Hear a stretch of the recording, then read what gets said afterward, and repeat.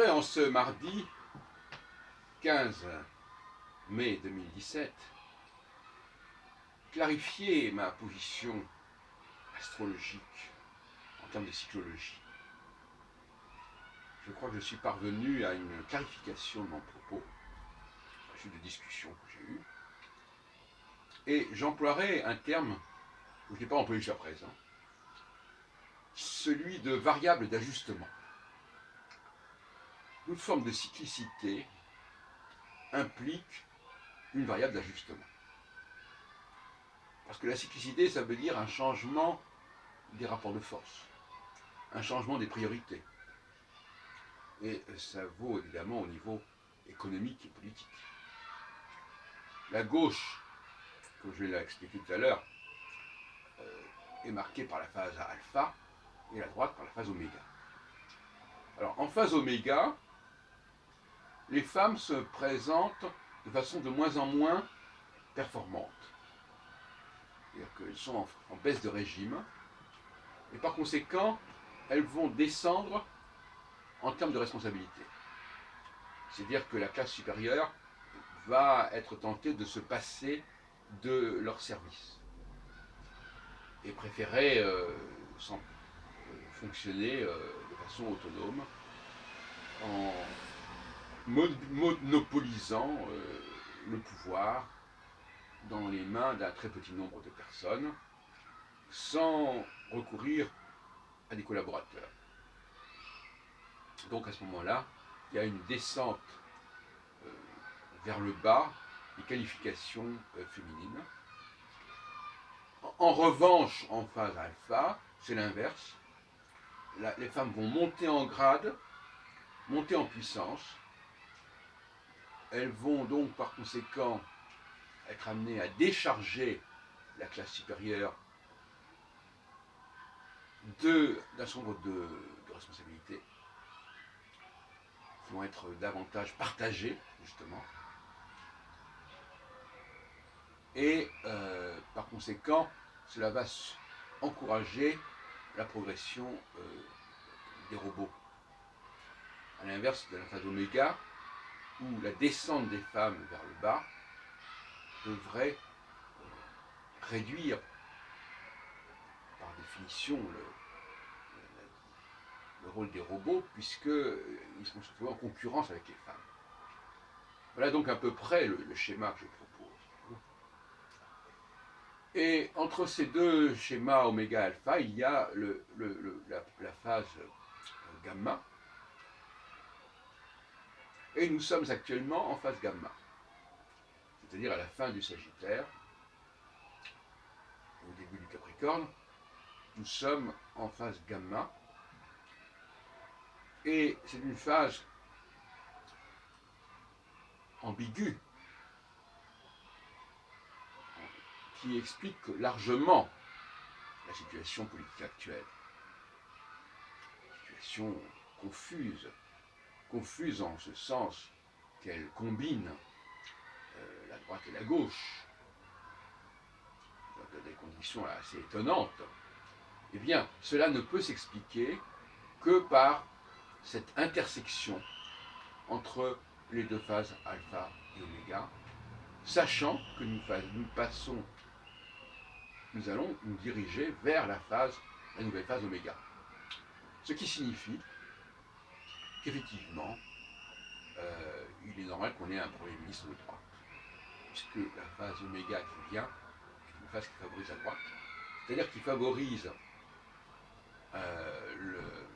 l'assouplissement du code du travail, qui permet plus facilement le licenciement, et qui laisse les mains plus libres à la classe supérieure. Ce qui est de toute façon le but poursuivi. Ça n'est pas encore dit très nettement parce que nous sommes en phase gamma, d'où la présence de la gauche dans le gouvernement. Mais les mesures prochaines qui seront prises au niveau du code du travail, si elles sont prises, devraient conduire progressivement à un abandon du gouvernement par la gauche, qui ne peut pas entériner un certain nombre de choses de ce type. Si nous étions en revanche, comme il y a 3 ans et demi, dans une autre phase gamma, mais avec un passage vers la phase alpha, il en serait tout autrement. Et à ce moment-là, ce serait la droite qui lâcherait. Alors, ce qui se passe d'une certaine façon. Donc finalement, on va retrouver l'alternance gauche-droite,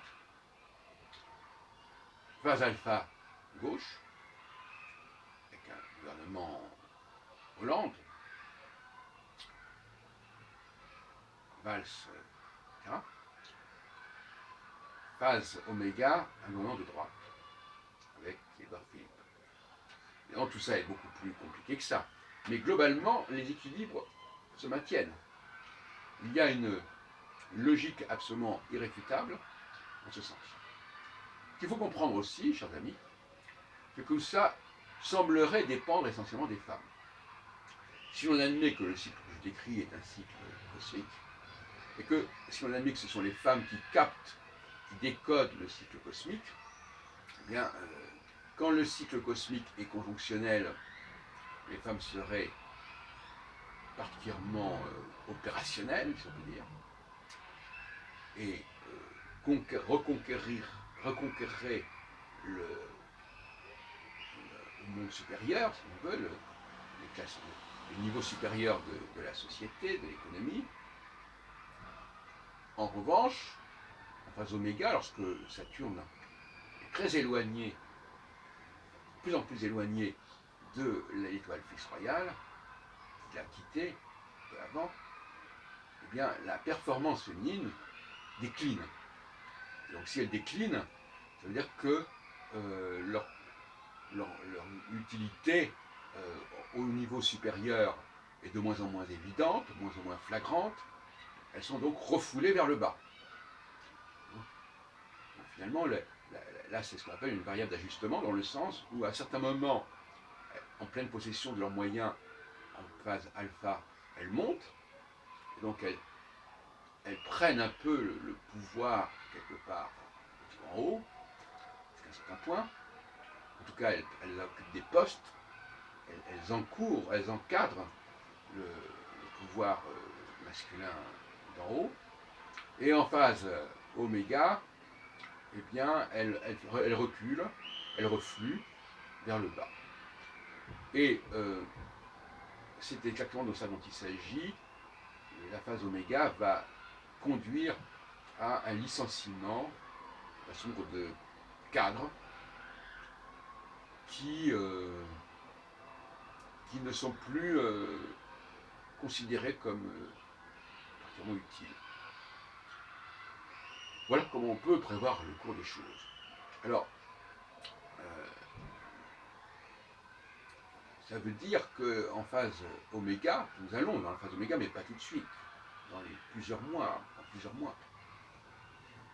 Quoique nous y sommes, enfin, on est en train on y entre, mais pas encore pleinement, puis il y a la rétrogradation de Saturne qui complique un peu les choses.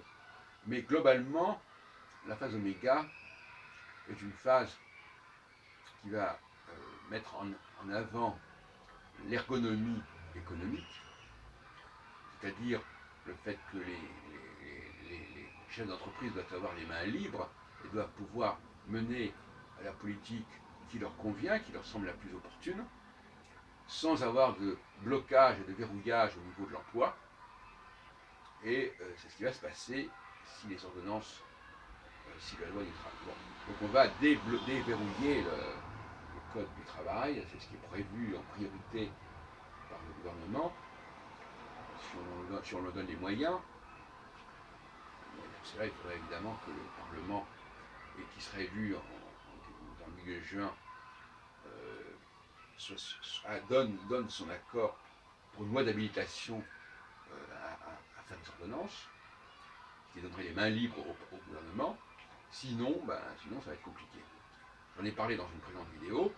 Je l'appelle, nous sommes actuellement dans une période de cohabitation douce, c'est-à-dire qui ne se fait pas sous la contrainte des élections qui n'ont pas encore eu lieu, et qui tend à prévenir des résultats des résultats qui seront obtenus aux élections.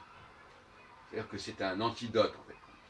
Le système actuel permettra probablement d'éviter une cohabitation dure, c'est-à-dire une cohabitation qui s'impose au président public, comme ça a été le cas en 97, en 93, en 86, voire en 74 lors de l'élection de Giscard, obligé de prendre Chirac comme Premier ministre, dont on parle moins. Voilà la mise au point que je voulais faire